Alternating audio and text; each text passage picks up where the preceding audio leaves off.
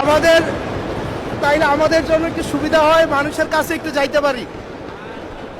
আমরা ভাড়ায় গাড়ি চালাইতে হয়, আমাদেরকে যদি আমরা লজ্জায় এটা বলতে পারি না, আমরা এটা লজ্জায় কোথাও বলতে পারি না।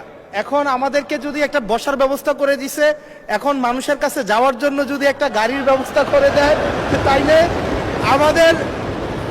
আমাদের জন্য একটু সুবিধা হয়, মানুষের কাছে একটু যাইতে পারি। এমপিদের প্রাপ্তির পরে অপ্রাপ্তির খবরটা বলতে চাচ্ছিলাম না।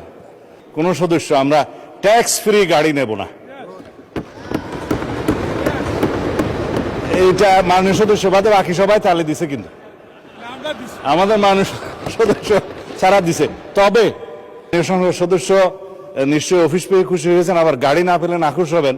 আমি আজকে ধন্যবাদ দিতে দাঁড়ালাম, কারণ বিরোধী দলেরই একজন সদস্য তিনি এই দাবিটা সামনে এনেছিলেন। ট্রেজারি বেঞ্চ থেকে এটাকে কগনিজেন্সে নিয়ে বাস্তবায়নের উদ্যোগ নেওয়ার জন্য আমি ধন্যবাদ জানাই। তবে একটা কথা আছে যে ছোটদেরকে কখনো না বলতে নাই, তাদের আবদারে সবসময় হা বলতে হয়। হাসনাত আব্দুল্লাহ বলে ফেলেছে, সাথে সাথে না না বললে আমি বেশি খুশি হইতাম। আমি চিন্তা করেছিলাম যে এত বড় খবরের পরে বিরোধী দল থেকে কিছু মিষ্টি খাওয়াই দিব, কিন্তু এখানে এসে বাধাগ্রস্ত হয়ে গেছি, পারলাম না, একটা ধাক্কা খাইলাম। মাননীয় স্পিকার, আপনাকে ধন্যবাদ।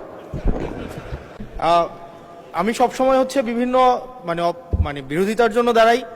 আজকে থ্যাংক ইউ জানাচ্ছি যে আজকে এই ধরনের একটা সিদ্ধান্ত নিয়েছেন।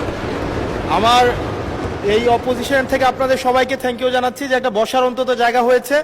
আমরা লজ্জায় একটা কথা বলি না, এখন এই পার্লামেন্টের সেকেন্ড মোস্ট জুনিয়র হিসেবে একটা কথা বলছি মানে আপনাদেরকে, সেটা হচ্ছে যে আমাদের একটা ইউনো মহোদয়ের একটা গাড়ি থাকে, উপজেলা চেয়ারম্যানের একটা গাড়ি থাকে, আমরা ভাড়ায় গাড়ি চালাইতে হয়। আমাদেরকে যদি আমরা লজ্জায় এটা বলতে পারি না, আমরা এটা লজ্জায় কোথাও বলতে পারি না। এখন আমাদেরকে যদি একটা বসার ব্যবস্থা করে দিছে, এখন মানুষের কাছে যাওয়ার জন্য যদি একটা গাড়ির ব্যবস্থা করে দেয়,